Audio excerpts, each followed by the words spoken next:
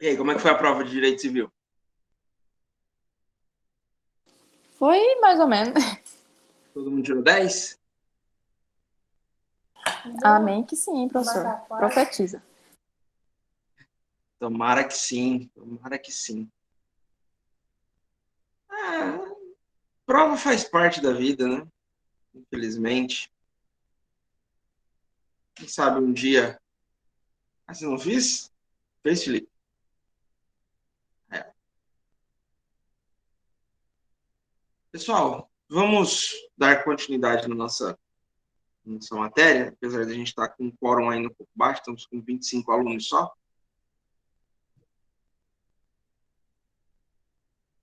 Mas para a gente não demandar muito tempo, não perder muito tempo, que a gente tem uma carga horária bastante longa para muito pouca coisa, para muito pouco tempo. Ah, Will, que a prova é sempre tranquila. Quem fica nervoso é quem faz. A prova tá lá na dela, tranquila. Não sei se vocês repararam, a correria de estudar para a prova, provavelmente não. Mas já estão lançados no Cigarra o novo podcast, o novo episódio do podcast e todas as nossas aulas já realizadas. A sessão óbvia é a de hoje, né? Isso é meio insano eu tentar postar a de hoje, mas quem sabe um dia a gente começa. Vocês já viram aquele filme Jogador Número Um? Para quem viu, não sei quem não viu também, quem não sei se vocês sabem, mas ele é baseado num livro, né? Do mesmo nome, Jogador Número Um. Ah, você chegou de ler o livro, Júlia?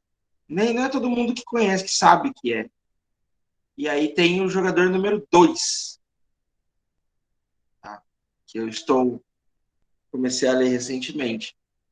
E existe uma tecnologia que é apresentada no Jogador Número Dois que basicamente ela é o sci-fi puro e simples, né?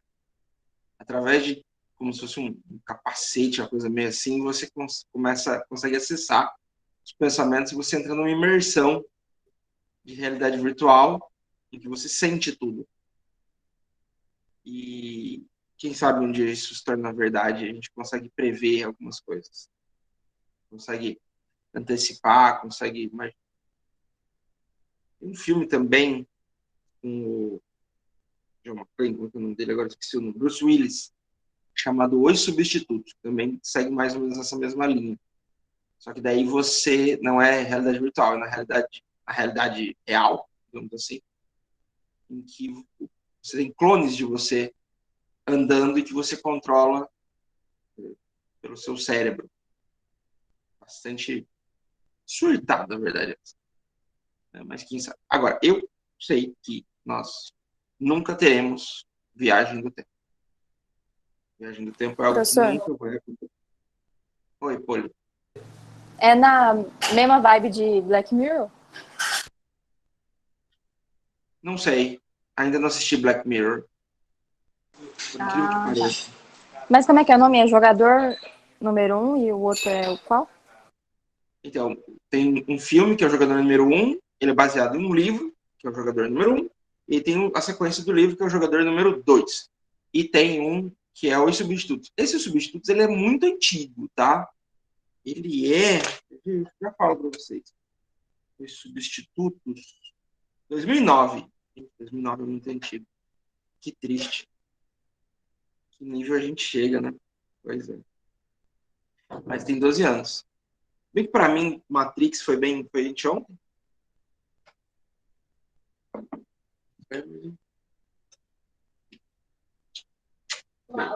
Obrigado. E eu sei que a gente não vai ter viagens no tempo por um simples motivo. Vai ter sim. Não, não vai ter, porque o Stephen Hawking, ele deu uma festa alguns anos atrás, pode procurar na internet, e não convidou ninguém, não avisou absolutamente ninguém, porque era uma festa para viajantes temporais. Então era para pessoas do futuro virem até a festa e não compareceu ninguém. Para mim, essa é a prova definitiva de que não temos viagens no tempo. Que triste.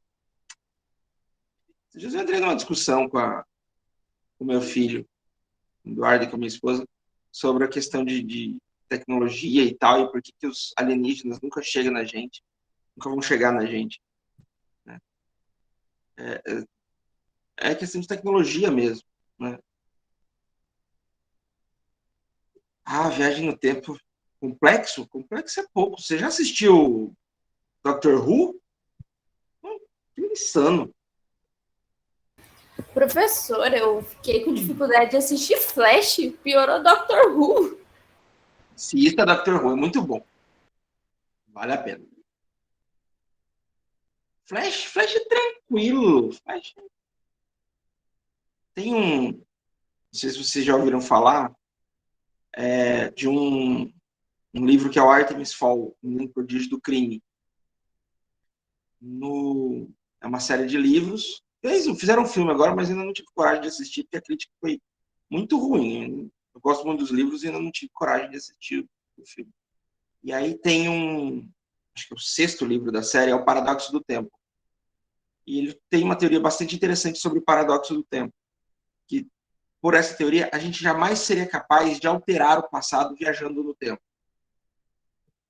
Porque a partir do momento em que a gente viaja no tempo, a gente mexe no tempo. E se nós voltarmos ao passado para movimentar, para mudar alguma situação, nós já teríamos voltado ao passado e já teríamos mudado. Então, tudo que aconteceu já teria acontecido. E tudo que acontece já vai acontecer. Porque já aconteceu. Porque o nosso presente é o passado de alguém. E se alguém do nosso futuro volta no nosso presente, ele altera o passado dele, ele já teria alterado. Tá? Vocês estão entendendo a complicação da coisa? Aí tem aquela teoria do efeito borboleta, né? Que está, inclusive, no filme Efeito Borboleta. Cada coisa que você mexe, você desenrola, você desencadeia uma série de eventos e por aí vai. E tem a teoria do multiverso, não é exatamente a teoria do multiverso da Marvel, mas que é baseada na teoria das cordas, que cada decisão que você toma, você cria um multiverso paralelo no qual você tomaria uma outra decisão. E aí existem inúmeras realidades paralelas, umas coisas muito doidas. Professor, o senhor já ouviu o Paciente 63? Eu já ouvi falar desse negócio, mas eu nunca vi. Filme, né? Não, é uma série do Spotify, que é só, no caso, ouvida, né? E aí, tem acho que 10 episódios, ou 8, não lembro direito agora. Mas fala muito sobre isso também. É muito interessante. Pelo menos eu gostei, né? Paciente Com 63. brasileiro. Eu vou dizer que eu não sou muito assíduo em canais de streaming, eu não era, pelo menos até começar a fazer os podcasts. Agora eu tô ouvindo mais, mas eu vou ouvir esse daí. Paciente 63. É muito bom. Eu gostei, mas recomendo também pro senhor. Se o senhor gosta desse assunto, Paciente 63 é do Spotify. Vou procurar. Então, a gente tem... São várias as teorias que regem o mundo que talvez a gente não compreenda o universo como um todo.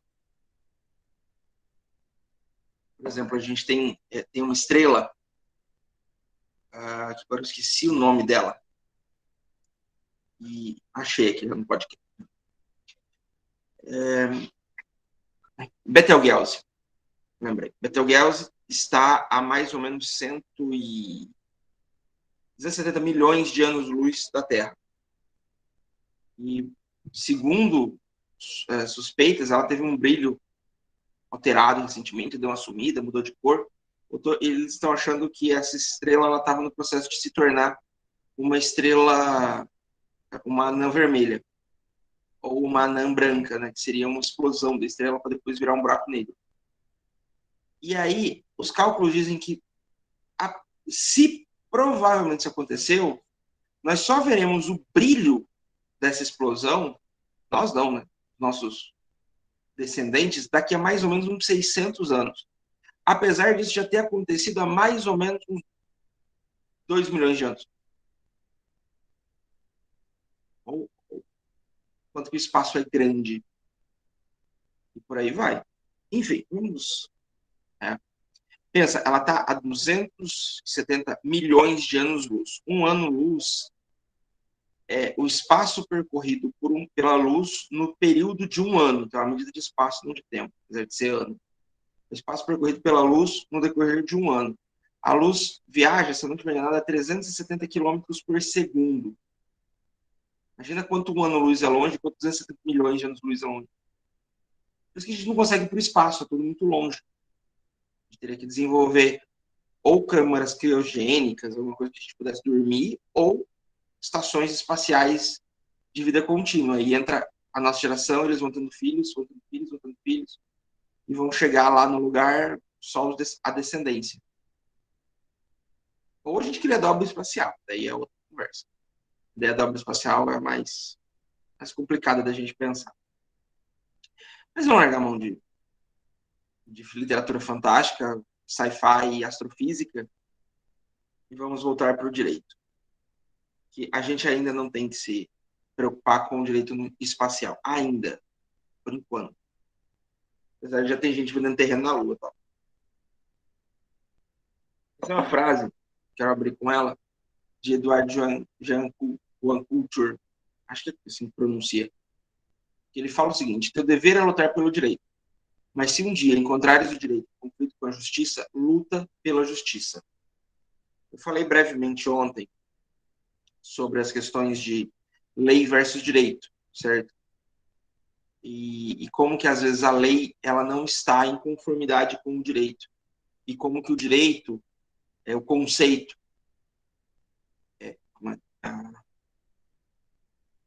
hiperônimo e eu não esqueci agora os termos que hoje de manhã uma colega de vocês falou, eu realmente não lembro. Deixa eu ver se eu consigo achar. Porque são conceitos mais genéricos, são conceitos mais... Então, vamos lá.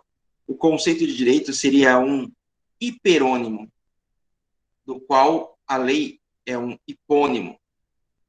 Viu?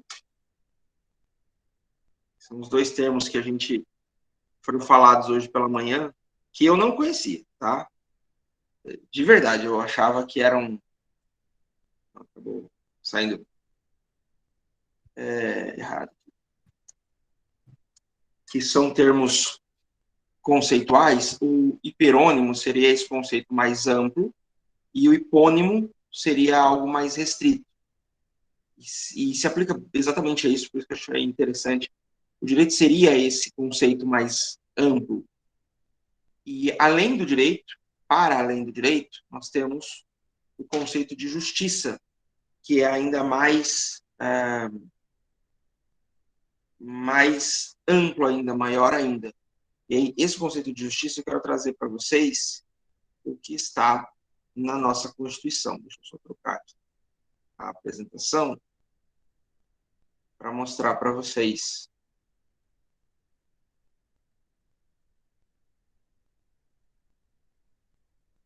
Artigo 3º. Constituem objetivos fundamentais da República Federativa do Brasil construir uma sociedade livre, justa e solidária. O conceito de justiça ele está previsto no 3º artigo da Constituição, é um dos mais importantes, porque ele está, inclusive, no título 1, que são os princípios fundamentais. O que são os princípios fundamentais? Os princípios fundamentais são a base da Constituição. São a essência no qual vai se fundar toda a nação. São os pilares da criação. Eu comecei a falar de astrofísica e tal, eu lembrei disso. Na verdade, existem umas estruturas que foram fotografadas pelo telescópio Hubble e achei bastante interessante mostrar para vocês. Esses seriam os pilares da criação. São massas gasosas e tal. E, supostamente, a partir daqui, toda a criação teve origem, todo o cosmos se originou. E a partir desses 4 primeiros artigos, tá? todo o conceito de Brasil enquanto nação se origina. É a partir daqui, é a partir dessa ideia de fundação, e um dos pilares da fundação da sociedade brasileira é, pelo menos na teoria, a construção de uma sociedade livre, justa e solidária. Nós passamos, ao longo dos últimos encontros que nós tivemos, deixa eu reapresentar os slides aqui, justamente esse conceito de sociedade, esse conceito de relação social, que fazia parte da nossa estrutura social. E é importante a gente ter isso muito claramente, muito bem delineado. A ideia de você ter uma construção social, de você ter uma construção de uma sociedade justa, solidária, uma sociedade na qual as pessoas estariam representadas, se sentem seguras para expor as suas opiniões, suas condições, ela é essencial para a construção de um movimento democrático, de uma saída democrática, de uma resolução pacífica dos conflitos, que é, por exemplo, o que Norberto Bobbio prevê para o direito. Né? A ideia é mais ou menos essa. A ideia é que a gente possa, ao longo da construção social, construir uma sociedade que tenha valor, que tenha vigor, que tenha condições. E aí a gente precisa enxergar isso em vários aspectos diferentes. A gente precisa enxergar isso em várias condições diferentes. Hoje não, ontem, foi aprovada na Câmara a reforma tributária. E pela primeira vez se fala em tributação de fortunas, tributação de lucros e dividendos de empresas. A gente começa a ter... Não é o ideal, está muito longe do ideal, mas ainda assim é uma possibilidade interessante, é uma possibilidade viável para as pessoas. Começa a se delinear um conceito social. Por outro lado, a gente vê muita coisa errada, muita coisa, né, vetada pelo presidente Bolsonaro, o projeto de lei que garantia acesso à internet a todos os estudantes durante esse tempo de pandemia, os estudantes e professores. Em tempos de pandemia, isso prejudicou muito o ensino. Mas a ideia é justamente ter o debate e ter a construção de uma sociedade voltada para o crescimento, voltada para a gente atender esse significado constitucional que diz da sociedade livre, justa e solidária. E aí a gente vai mais um pouco para baixo e lê ainda no terceiro, você tem o inciso 3, que é erradicar a pobreza, a marginalização e reduzir as desigualdades sociais e regionais. Ou seja, quando a gente fala em justiça social, quando a gente fala em programas de transferência de renda, quando a gente fala em permitir que as pessoas, dar condições mínimas às pessoas de atingirem as mesmas qualidades, a gente está falando aqui, a gente está falando de redução de desigualdade. A verdade é essa. Isso é extremamente relevante para a nossa sociedade, para tudo aquilo que a gente precisa entender como correto, como válido, como importante. E o direito, ele está para a sociedade, assim como a justiça está para a democracia. Eu coloquei nos vídeos, estou só olhando aqui para saber para que dia que é. Eu acho que estaria colocados para hoje. Que eu não sei se vocês chegaram... Não, na verdade era para ontem, da Corrida dos Privilégios. Vocês chegaram a assistir?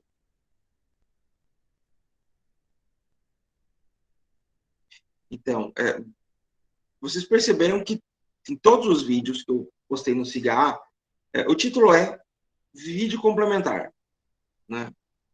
Beleza, inclusive tem uma série de vídeos em alguns canais que são interessantes, que eu tirei alguns e tal.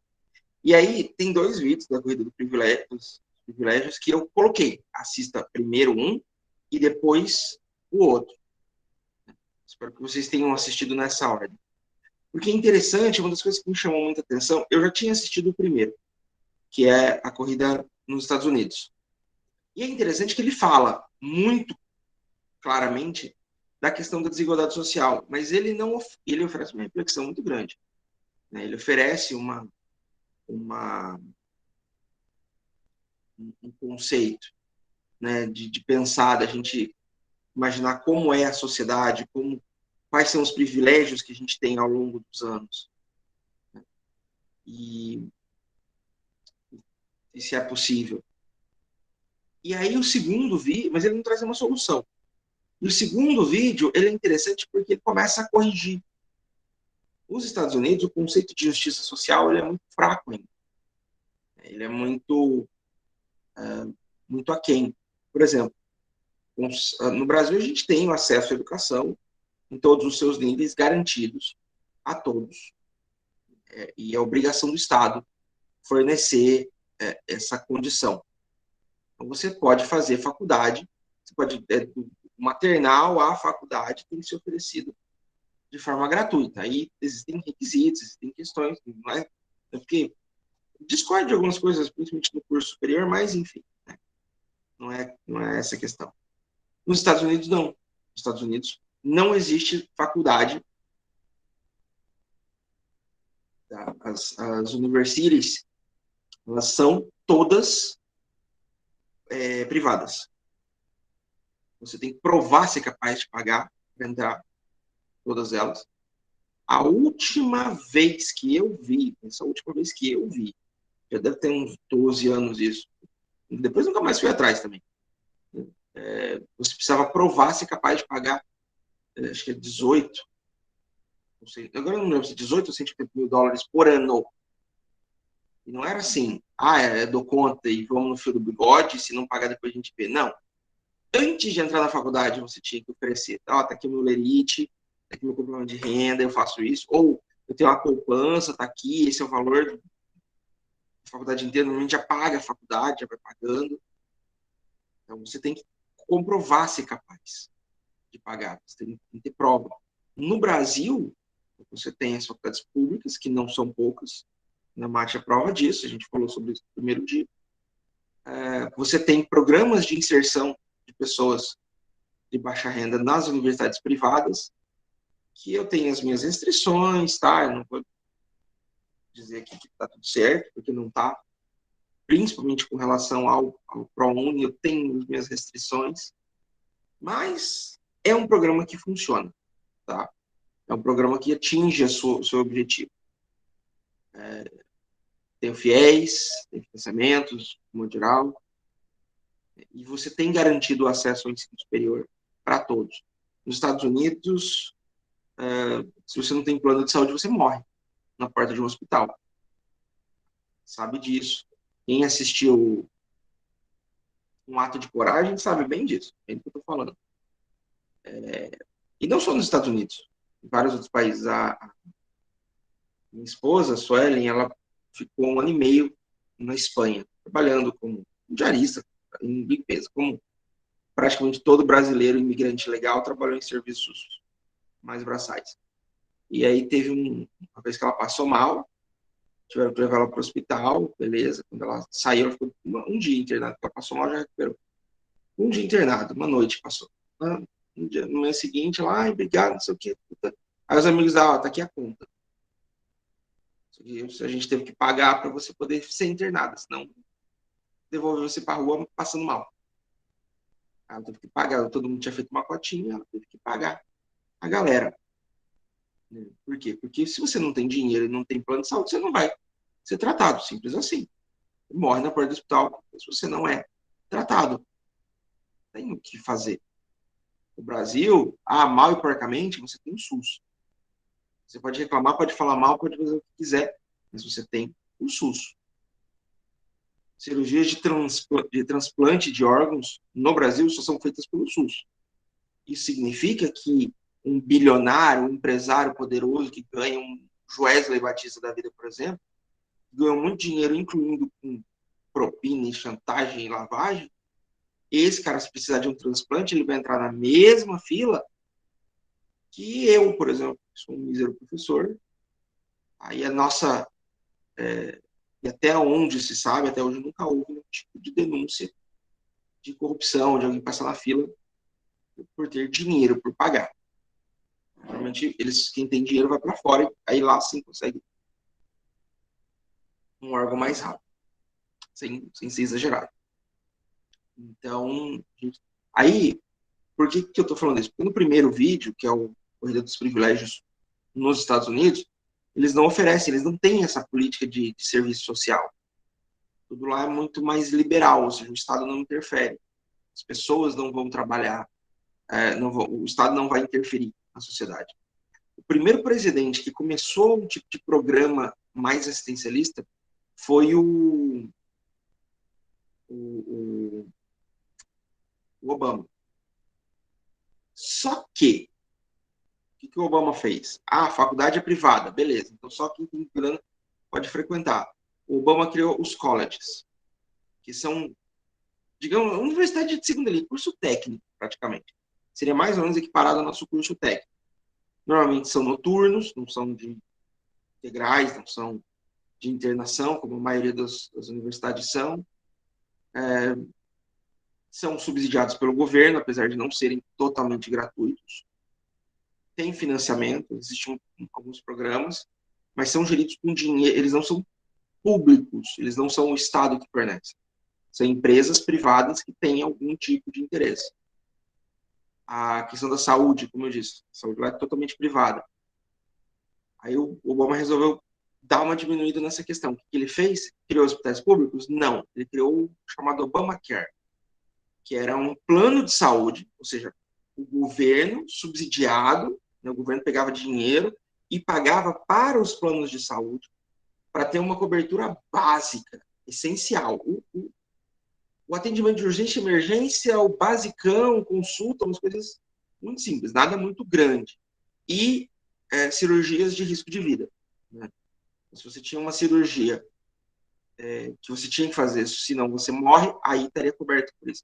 Mas é pago para o plano de saúde. E aí tinha todo um rolo, que era mais barato e tal. E aí as pessoas podiam, inclusive, pagar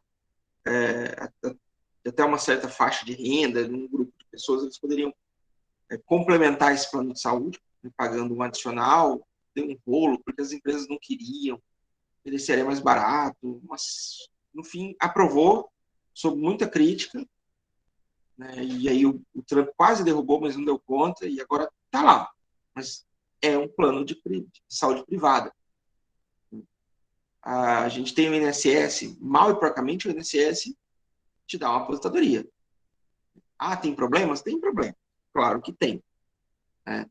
Se você se acidenta, você tem que ir lá fazer uma perícia, o médico te trata igual um cavalo. Sim.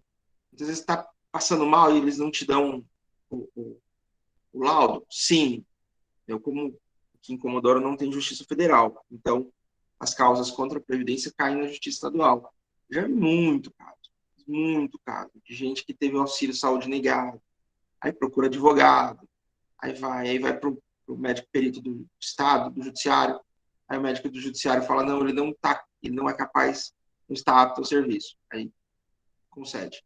Mas nessa brincadeira já foi há algum tempo, foram meses, já deu um certo trabalho. Então, o TJ, inclusive, ele criou o Núcleo de Apoio Técnico, o NAT. Não sei se vocês já ouviram falar, não sei quem tem algum contato com o TJ. Justamente porque nem sempre era viável fazer as perícias judiciais com tempo hábil. E a pessoa precisava trabalhar, ou ela ia trabalhar doente, ou ela ficava sem dinheiro, ela precisava desse. Então, o que era feito? O juiz normalmente concede a liminar, eles pagam aí 10, 15 dias, e aí, enquanto isso, sai o parecer do NAT. Então, olha, pelos exames, pela documentação, parece que, de fato, ele não está apto ao trabalho. Então beleza, então continua a liminar até a gente poder fazer a perícia.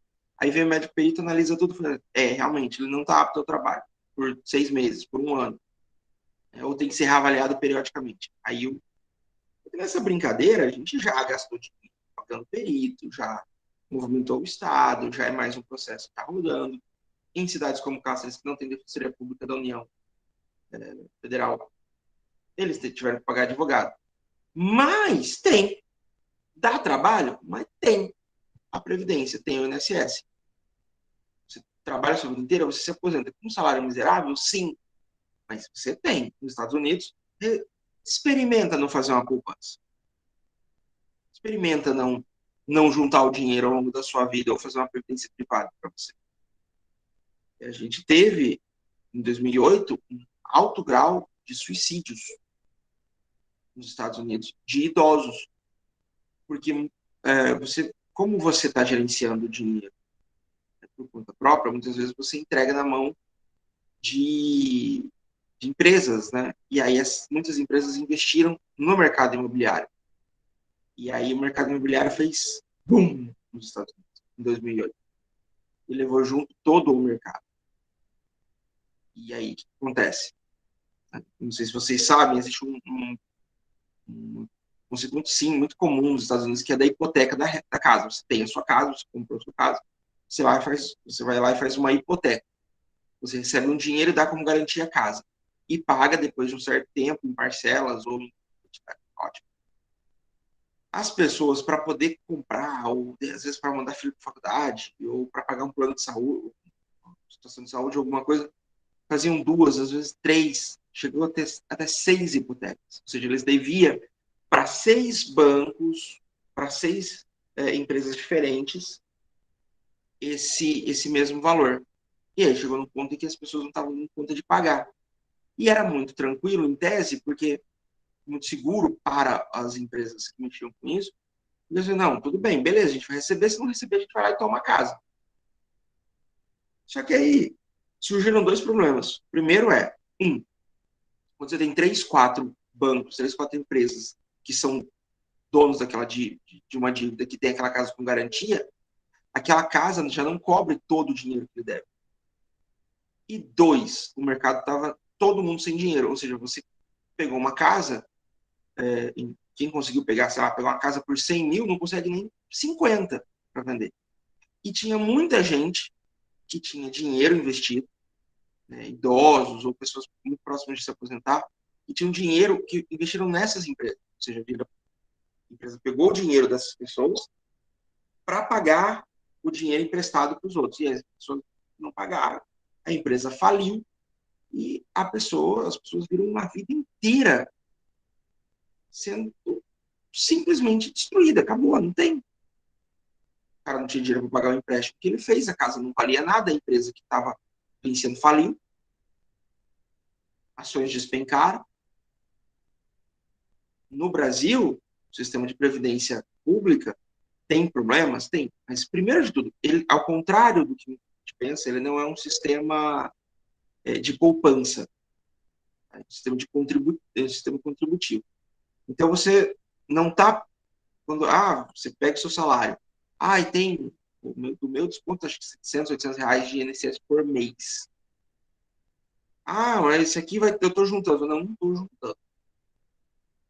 Isso aqui eu estou pagando a aposentadoria da minha mãe, a aposentadoria da minha vizinha que tem 70 anos, a aposentadoria do seu Zé, a aposentadoria não sei de quem. Eu estou pagando a aposentadoria deles.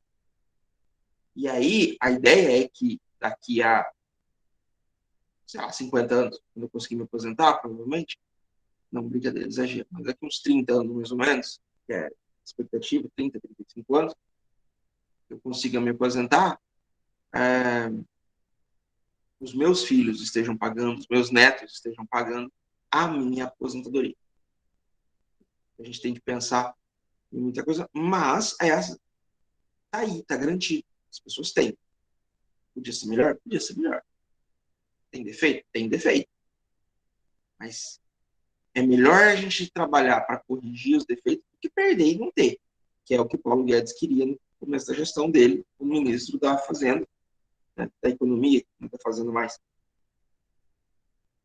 Que é a teoria que foi aplicada no Chile, durante a ditadura do Pinochet, que eu não sei se vocês sabem, mas o Paulo Guedes era conselheiro econômico de um ditador, que é o Pinochet. As teses dele foram aplicadas lá e deu ruim, porque até esse tempo atrás tinha idosos se suicidando pelo mesmo motivo que teve nos Estados Unidos. Não conseguiram, não tinham dinheiro para sobreviver.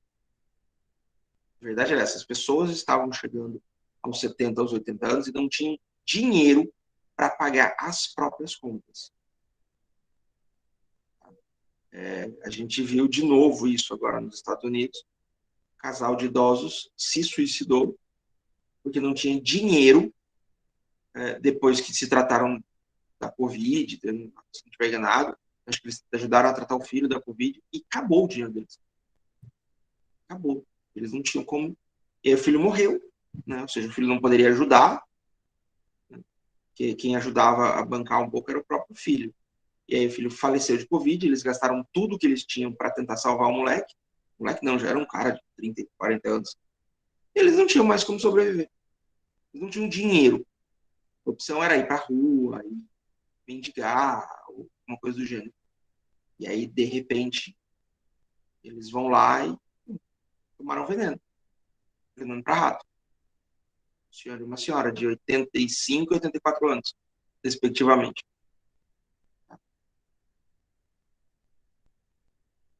É a questão que a gente faz. Agora, tem gente que consegue dar certo no investimento, consegue fazer um bom investimento, tem uma grana do caramba, tá?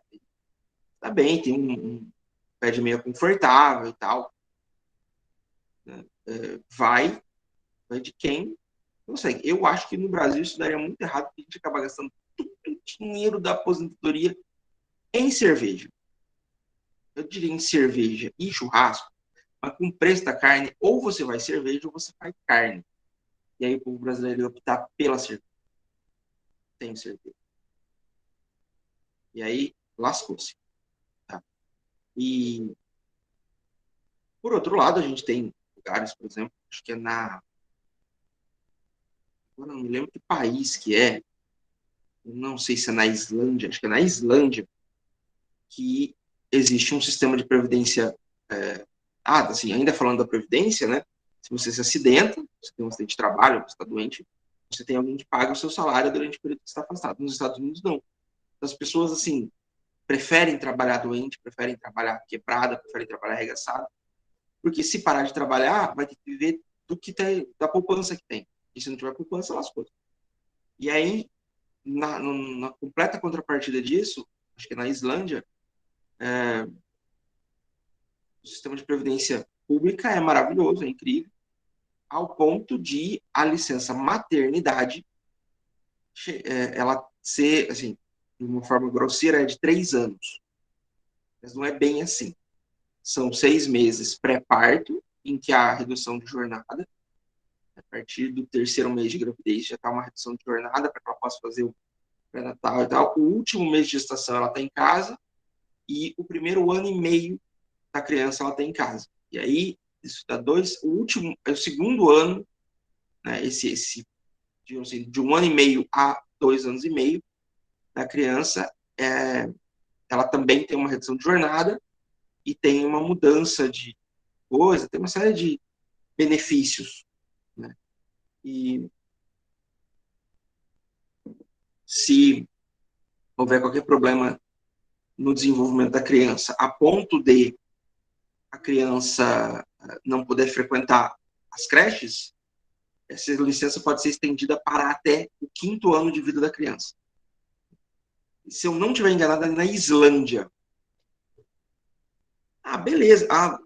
A licença paternidade é de 7 meses. Um mês antes do parto e os 6 primeiros meses da criança. Depois disso, ele tem mais 6 meses de jornada reduzida. Eu descobri isso quando eu vi uma história de uma vereadora. Não me lembro bem o que ela era, mas ela era funcionária pública de uma cidade que ela entrou na justiça para garantir o direito dela não gozar de toda a licença. Olha só que loucura. Porque ela teve uma gestação e quando ela estava terminando, já começando a voltar, começando esse período, ela engravidou de novo. E ela ia emendar uma licença na outra, ela não tinha saco para ficar esse tempo todo. Aí ela pediu, entrou na justiça, ganhou, né, conseguiu ficar menos tempo de licença, voltar mais cedo, todo aquele processo, porque ela não aguentava mais não trabalhar. Pensa, são 6 anos, né? Uma jornada meio estranha. Enfim, tudo bancado pelo Estado. Tudo bancado pelo governo. Então é isso que a gente tem que pensar.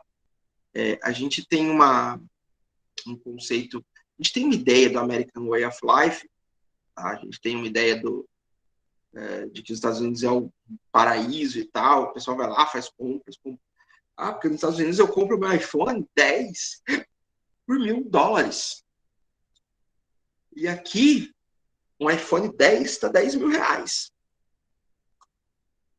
Uhum. Então, compre o seu iPhone 10 lá, e o dia que você estiver doente, fique lá. No dia que você tiver que usar fazer alguma coisa, fique por lá. Se aposente por lá. Tá? Porque a gente paga imposto, a gente paga uma série de coisas para isso, para ter essas questões, para ter digamos assim, essas questões sociais, que precisam melhorar, é claro. Não estou aqui dizendo que a gente está tudo perfeito, que o Brasil é incrível, mas no caso dos Estados Unidos, eles fizeram uma escolha e a gente também tem que fazer essa escolha e tem que entender. Só que eu vou colocar aqui que toda vez que dá PT nos Estados Unidos, toda vez que dá crise, eles abandonam esse Estado liberal e utilizam um Estado interventor. Eu acho que todo mundo estudou na história, o crash, né, da Bolsa de Nova York, na quebra da Bolsa em 1929, piriri, pororó.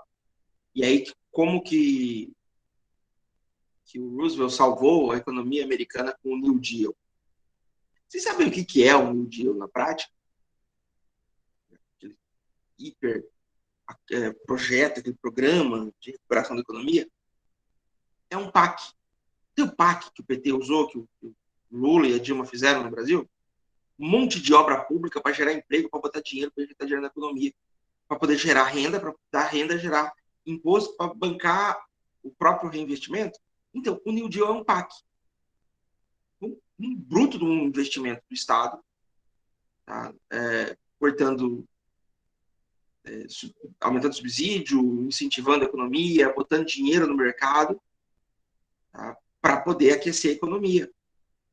Então, né? Mas isso é normal? Então, na teoria liberal, liberalismo econômico puro, não devia acontecer. O Estado deveria se manter afastado, cuidar da parte essencial, e o mercado que viesse, a mão invisível do mercado que reerguesse, né? Mas aí eles deram uma forcinha para a mão invisível do mercado, na economia, numa atitude tipicamente interventora do Estado mais presente, e por aí vai. Enquanto isso, no Brasil atual, a mão invisível do mercado vem dar um tapa na nossa cara. Uma carne a 50 conto e gasolina a R$7, isso é literalmente um tapa na nossa cara. Saindo um pouco do conceito social, e a gente tem tempo para trabalhar as questões econômicas, depois que a gente entendeu, depois que a gente entende, ele está passando aqui o slide, ou não?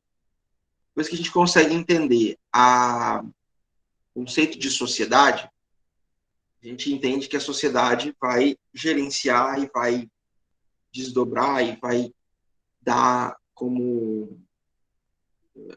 o primeiro passo para a criação do direito. E aí o direito é esse espelho da sociedade e tal, e começam a surgir correntes filosóficas do direito. Beleza.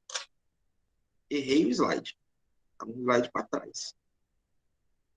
Vai ter uma corrente filosófica do direito, aí algumas correntes, que vão trabalhar justamente a capacidade de discernimento, de entendimento do direito. E vão tentar entender de onde é que surge o direito. E existem duas correntes que dão, digamos assim, um pontapé inicial nesse pensamento, e a gente vai estudar mais para frente as demais, que são o justnaturalismo e o justpositivismo. Elas se elas se amoldam a um conceito, cada um, e a partir desse conceito é que vai haver um pensamento de como o direito vai se organizar. Esses dois são os principais, porque a partir deles que a maioria dos outros se subsiste, a maioria dos outros vem à tona. Eu olhei aqui, eu não coloquei para vocês, mas eu vou colocar, provavelmente amanhã, um livro bem interessante chamado O Caso dos Exploradores de Cavernas. Já ouviram falar? Já conhecem? Já leram? Alguém já indicou para vocês?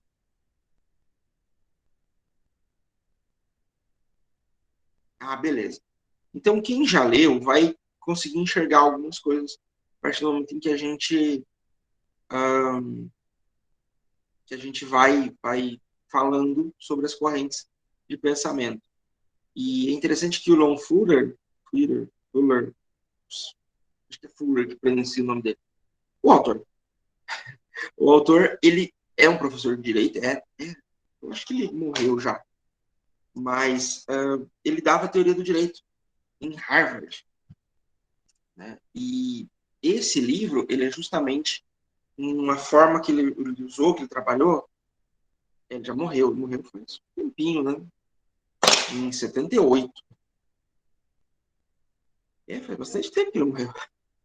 E o Lon Fuller, ele trabalhava justamente nesse livro, ele trabalha as teorias do direito. E ele usa os votos dos magistrados, os votos dos juízes, para identificar eventuais correntes filosóficas, jurídicas. Então, cada juiz tem um posicionamento, tem um ideário aí, tem uma corrente. E eles passavam isso para os alunos para eles tentarem identificar cada uma delas e, de uma forma mais metafórica, mais ficcional, para eles poderem, meu alarme de mandar as crianças dormir, para eles poderem entender cada um deles.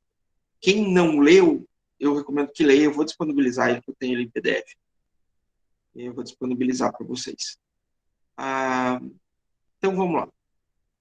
Ele começa, né, tanto o Longford quanto as correntes, os estudos sobre história do direito, eles começam com o justnaturalismo. Então, o que é o justnaturalismo? O justnaturalismo é um direito, é o direito surgido acima e antes das leis humanas, antes das normas. Ou seja, o direito ele seria intrínseco, ele seria introjetado no próprio indivíduo. Lembra aquela história de que Maquiavel, Rousseau falou que o homem nasce bom, a sociedade o corrompe? Pois é, para as correntes, para os filósofos justnaturalistas, não seria bem assim. O homem nasceria com um conceito de direito, um ideal de justiça, tá? Intrínseco, interno. Ele seria presente já no próprio nascimento, na própria concepção do indivíduo. E as normas sociais, as regras sociais, as leis que viriam depois, elas só serviriam para, digamos assim, materializar isso. Ela é muito utilizado pelos sofistas gregos. Gente, se eu falar meio enrolado e der umas coisas, é porque hoje eu dei uma dopada. Eu tomei a segunda dose da vacina hoje. E aí eu tomei uma medicação para tirar dor e eu não estou 100%, tá? Então vocês me desculpem, eu já estou falando aqui que vocês vão achar que eu estou bêbado daqui a pouco. O professor está bêbado, o professor não preparou. Não, eu estou dopado, mano. Mas feliz, porque eu tomei a segunda dose da vacina. E aí, o que acontece? O justnaturalismo, ele trabalha como uma corrente de um direito, e aí aqui a gente precisa fazer uma distinção entre o justnaturalismo e o direito natural. Tá? O direito natural é aquele direito que está garantido, ou que deve estar garantido a todos os homens não, todos os seres, vamos deixar de ser machista, todos os indivíduos desde a sua concepção, desde o seu início, desde o momento em que ele passa a ser alguém. E aí a gente pode entrar na discussão, a gente vai deixar para uma aula posterior, quando a gente discutir exatamente a questão. Não, com vocês eu não vou trabalhar. Então eu vou deixar para o professor de direito civil, quando trabalhar pessoa natural, qual é o momento da concepção, tá? Qual é o momento em que a pessoa se torna um sujeito de direito. Deixar, como disse o cara lá no tenente, lá, o capitão, coisa, né? Hoje eu tô ruim mesmo. No filme do Capitão Nascimento, esqueci o nome, esse trem, não é, vou censurar aqui. Né? Esse trem não é mais meu, esse trem é do Aspira. Esse trem não é mais meu, esse trem é do Tropa de Elite. Obrigado, Gabriel. Esse trem é do professor de civil, tá? Assim, quando é que a pessoa se torna um sujeito de direitos, não vou entrar nessa discussão. Senão a gente vai... bom, uma hora dessa a gente descobre. Mas a verdade é que o direito natural, ele está para o indivíduo a partir do momento que ele se torna sujeito de direito. Esse é direito natural. São direitos essenciais, direito à vida, direito a nome, direito à dignidade. Isso é uma coisa. Jusnaturalismo, ainda que o sufixo jus indique direito, quando a gente pensa em uma concepção, e principalmente quando a gente pensa do ponto de vista de termos, de terminologia, a gente tem que tomar muito cuidado. Então, o jusnaturalismo não se confunde com o direito natural. O jusnaturalismo é essa corrente filosófica na qual ela acha que o direito surge não para o indivíduo, mas com o indivíduo. Então, não são os direitos ao qual o indivíduo faz jus, mas é o conceito de direito. A ideia, e daí o conceito de direito no sentido de justiça.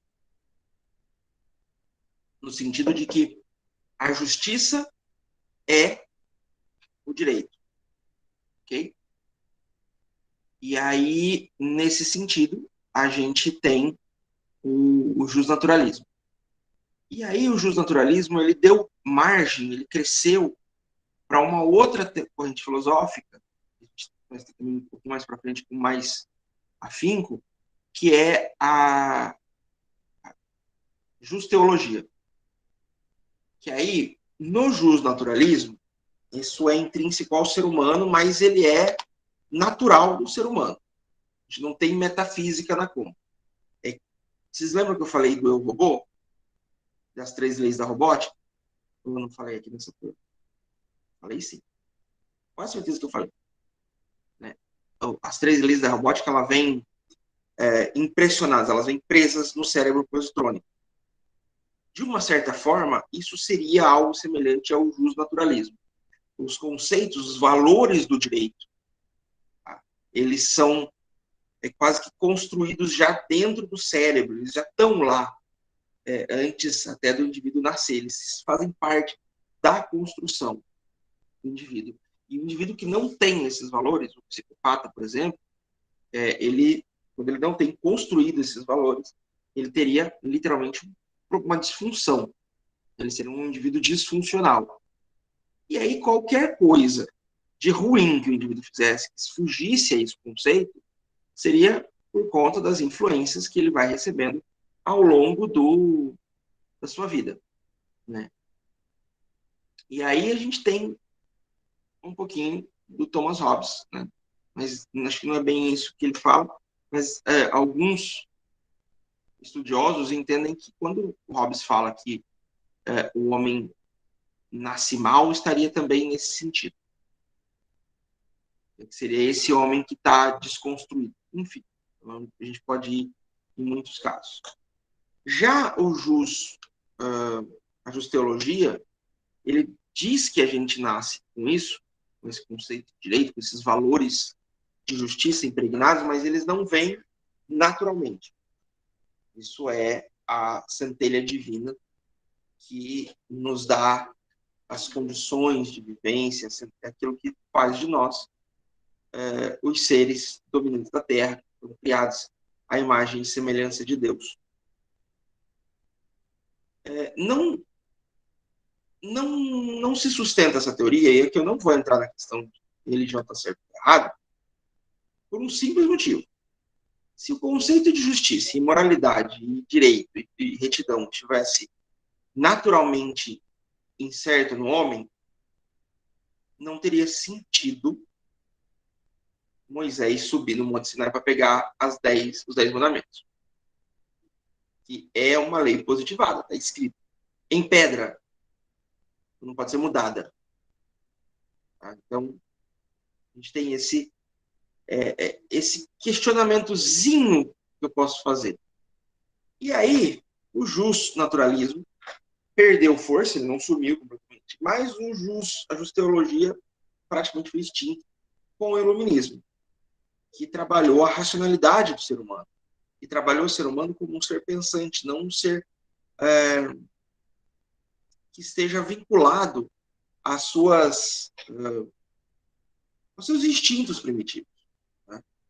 E aí eles comparam, por exemplo, e uma comparação válida, o que o ser humano é, antes de mais nada, um animal. E os animais, por mais que eles tenham instintos muito bons, né, que eles tenham alguns instintos razoáveis, eles não têm o conceito de bom e mal.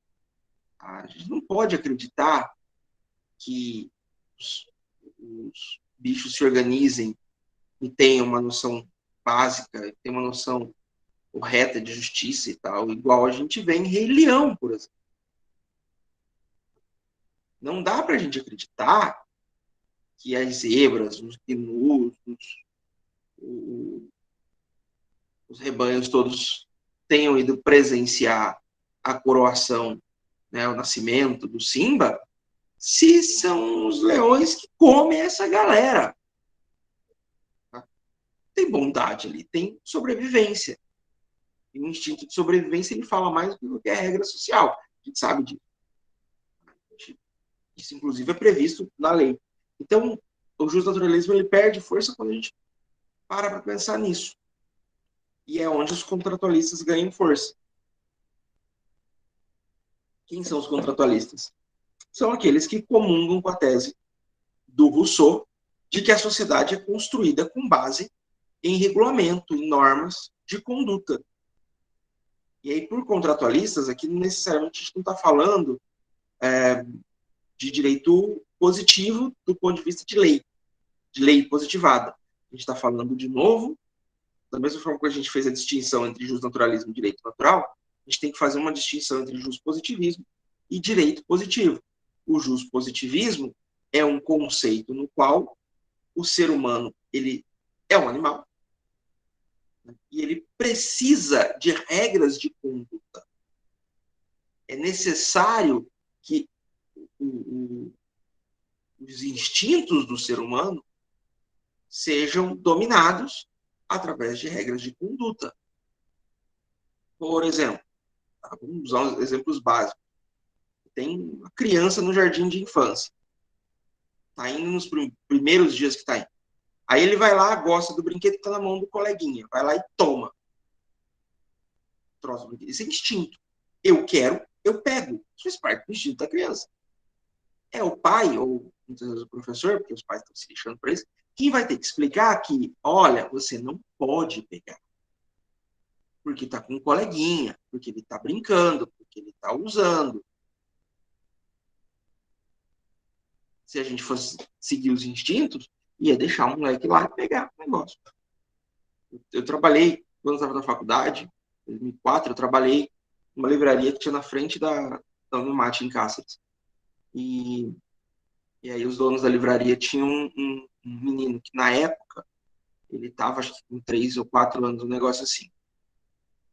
Hoje ele é um rapazão, já está na faculdade. Pra vocês terem ideia, eu tô velho mesmo. E aí, um dia, eles receberam uma informação da creche de que o menino estava mordendo os coleguinhas. Ele vem aqui, ele morde e tal. Ele mordia. Por quê? Não tem nem ideia. O moleque era um psicopata, talvez. Pré-psicopata. Não sei como é que ele virou, eu nunca mais vi ele. Assim. Só sei que ele estava na faculdade porque encontrei os pais dele. Ah, beleza, tranquilo.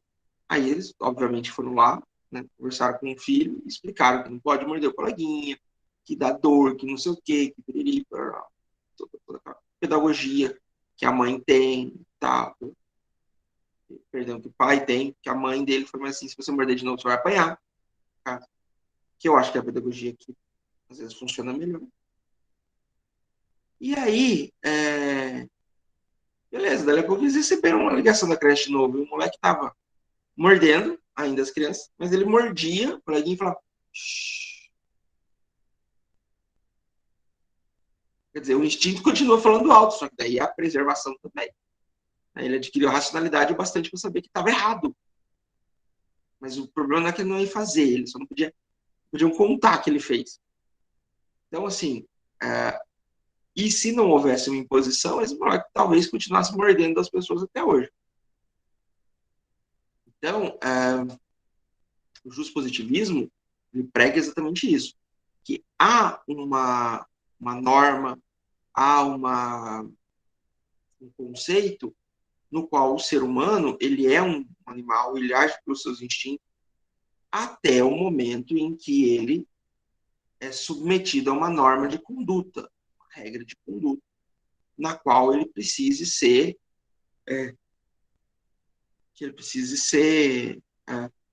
inserido para poder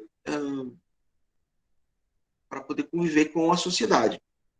Eu gosto muito de dar exemplos e a minha vivência, eu vou falando isso porque é muito interessante. Minha mãe teve uma época que ela teve um buffet de comida regional que servia em festas. Só festas, só eventos. E a gente servia muitos eventos de professores, eventos universitários, alguns eventos servia um evento no Tribunal de Justiça e tal. E aí era interessante ver como a mesa ela era montada com todos os comes e bebes antes do intervalo. Claro, para que eles pudessem, para que saíssem, tá tudo lá. E a gente começou, no início dos trabalhos, tá, quando a gente começou a fazer as cestinhas, as travessas e tal, e elas vinham enroladas, ou em papel alumínio enrolopaque, aquele filme plástico, e assim, montou a mesa, vai tirando, para não ficar feio e tal. E a gente começou a perceber que não dava certo, porque as pessoas saíam um pouco, davam aquela olhada, vinha ali e começavam a comer antes do horário. Resultado, nós tivemos que manter tudo fechado e lacrado até a hora que desse o horário do intervalo do evento, para daí poder abrir. Porque as pessoas, instintivamente, elas queriam comer. Modéstia à parte, a gente fazia uma comida gostosa pra caramba. Tá? Desculpa aí. A gente fazia bolo de arroz, fazia mané pelado, fazia paçoca de pilão, fazia bolo de banana, bolachas em geral. São 10h15 da noite, a gente está falando de comida, eu provavelmente vou querer comer antes de dormir, que não vai ser bom, vou ficar mais gordo. Mas, enfim. Mas o que eu quero dizer com isso? O instinto das pessoas estava ali.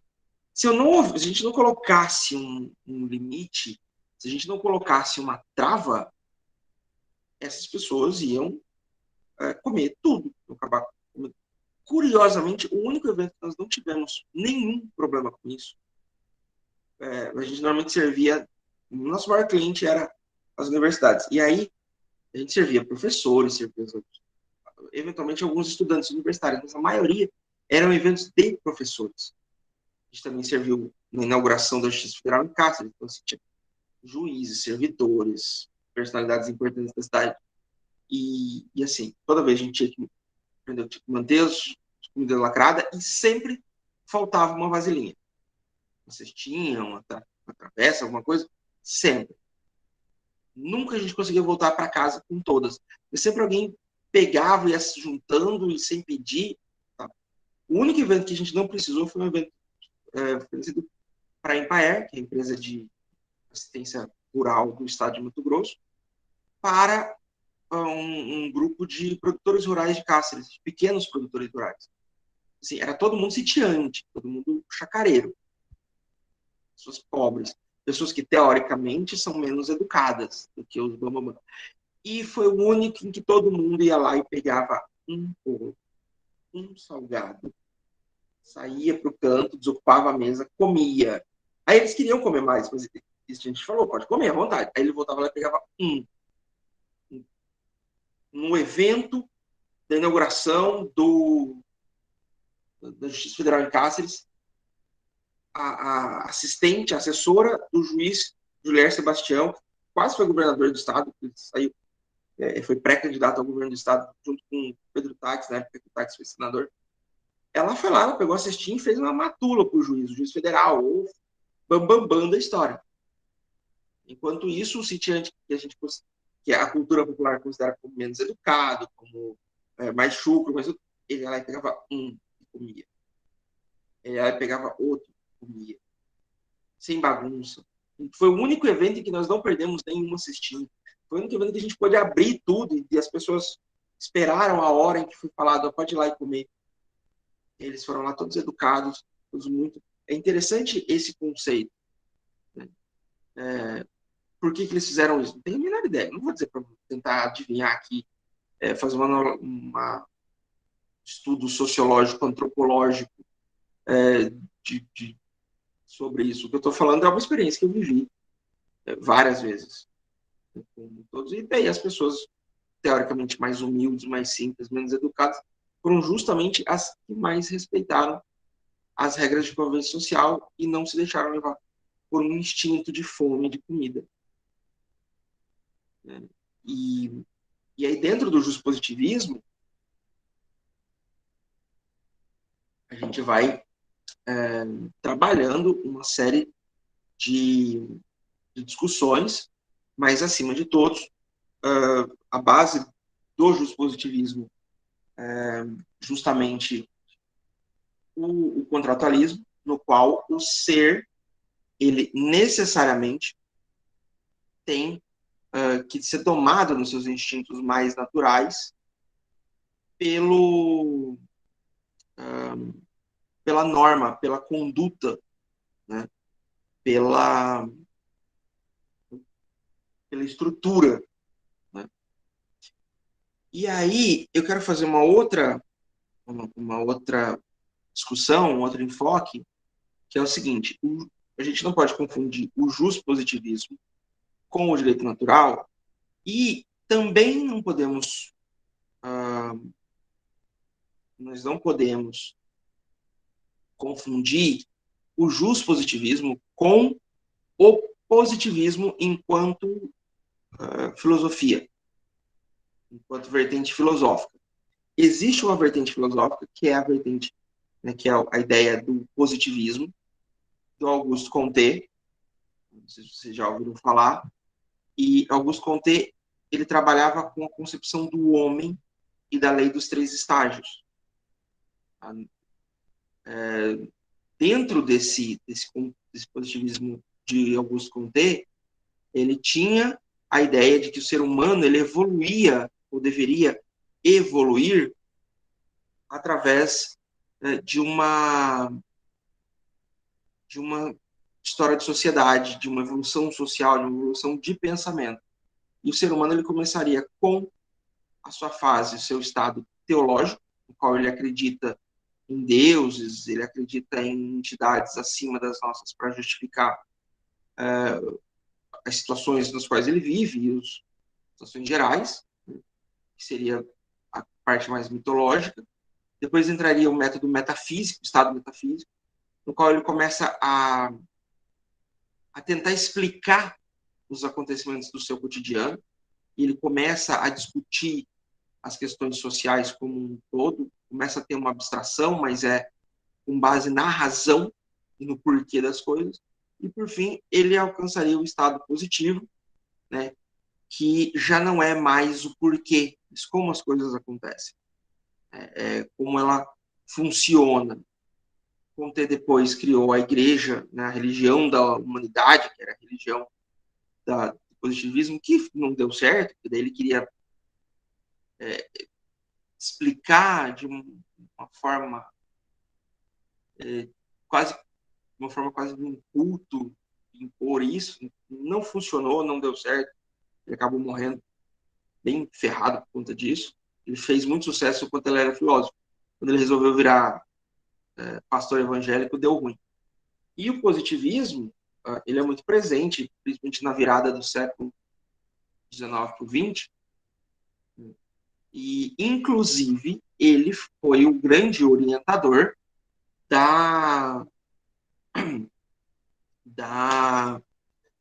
do movimento revolucionário, do movimento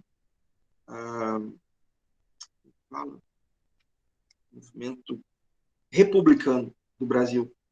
Né? E um dos principais articuladores do golpe republicano foi o Benjamin Constant, que era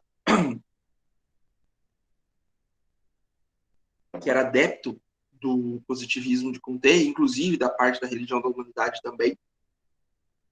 E ele é uma figura que foi obscurecida ao longo da história, e muito por conta do militarismo que permeou o Brasil durante muitos anos e deu um destaque muito grande aos marechais. Mas a verdade é que o Marechal Deodoro da Fonseca, ele nem queria mesmo declarar. Ele queria era mudar o governo, mudar o gabinete, mas o negócio dele não era uma revolução tão grande. Fez de birra, literalmente. Depois a gente discute um pouco mais sobre isso, se vocês quiserem. Pode falar um pouco mais sobre como foi, de fato, a nossa transição para essa república que a gente tem hoje. E aí, só uma história, assim, né? Essa é interessante. Não sei se vocês sabem, eu imagino que sim. A base da bandeira que a gente tem hoje, né, esse campo verde e o losango amarelo, ele não representa as matas, nem as riquezas naturais, nem as riquezas minerais do Brasil, ouro, nada disso. Na verdade, são as cores das casas de Bragança e de Habsburgo, são as cores reais da família real brasileira. Bom, a nossa bandeira ela continua derivada do imperialismo. Só que ao invés desse globo, esse disco azul, mostrando o céu, que não mostra o céu no dia 15 de novembro, esquece essa conversa, é um desenho aleatório, abstrato, essas estrelas nem estão numa mesma conjunção para estarem nesse ponto, tem como, já foi provado cientificamente. Mas, enfim, no lugar dele tinha o brasão da família imperial brasileira. E aí, quando houve essa comoção, eles não sabiam muito bem o que fazer, principalmente nos navios, nas embaixadas, que estava tudo meio bagunçado. O que eles falaram? Vamos fazer o seguinte, pega essa bandeira que está aí, descostura o brasão, porque na época não era pintado, né? Você fazia, era um grande losango verde, era um grande retângulo verde, aí pegava um losango amarelo e costurava por cima, e fazia o brasão e costurava por cima. Então, descostura o brasão e põe, sei lá, põe uma estrela vermelha no lugar. Juro para vocês, a primeira bandeira brasileira republicana tinha uma estrela vermelha no centro. Se tem alguém aqui que algum dia disse que nossa bandeira jamais será vermelha, só lamento. Aí não deu certo. É óbvio que isso foi uma resolução temporária, não deu muito certo. Né? E aí resolveram mudar.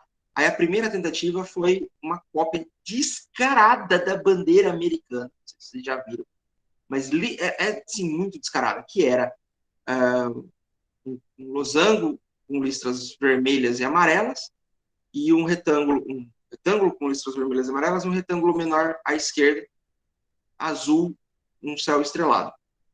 Exatamente igual à bandeira americana, só mudava o vermelho e o branco para verde e amarelo. Só. Não foi muito bem aceito, não deu certo. Voltaram para essa base aqui e colocaram esse campo, esse céu estrelado azul. E ele falou, a gente tem que escrever alguma coisa, tem que chamar atenção.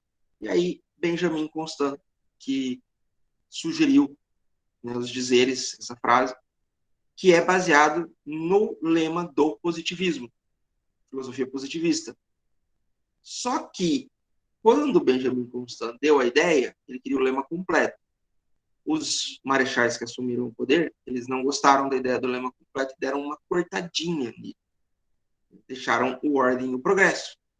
Porém, o lema original é o amor por princípio e a ordem por base, o progresso por fim. Resolveram deixar o ordem e o progresso e arrancar da conta o amor. Eu acho que nós deveríamos, já que é para deixar a bandeira assim, a gente podia dar uma mudada na nossa bandeira e botar amor, ordem e progresso. Seria mais bonitinho. Mas, se quiserem trocar pela bandeira com a estrela vermelha, eu apoio. Para constar, não sou petista, tá? Eu só gosto mais de uma estrela vermelha do que de uma mensagem de poder, como é ordem e progresso. Não sou petista. De novo, deixa bem claro. Só acho que a gente precisa repensar algumas coisas na nossa vida. A bandeira já está muito mal acompanhada. Tirando as Olimpíadas, as Paralimpíadas, ela andou muito mal acompanhada nos últimos tempos. Pessoal, 10h30. Ver o que vem depois aqui na nossa... Depois de...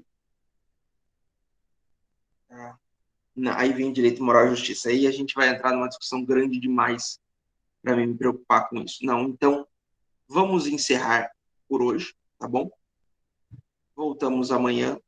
Muito obrigado pela audiência. Sei que hoje vocês deviam estar cansados, porque muitos de vocês fizeram prova, mesmo assim tivemos uns 30 alunos em algum momento. Obrigado, desculpa qualquer coisa, como sempre. Se precisarem, a gente está à disposição. O WhatsApp está aí, o grupo está aí. Qualquer coisa é só chamar, tá bom? Beijo, um abraço para todo mundo e até amanhã. Tchau, professor. Boa noite. Obrigada pela aula. Boa noite, obrigado a vocês. Tchau, professor.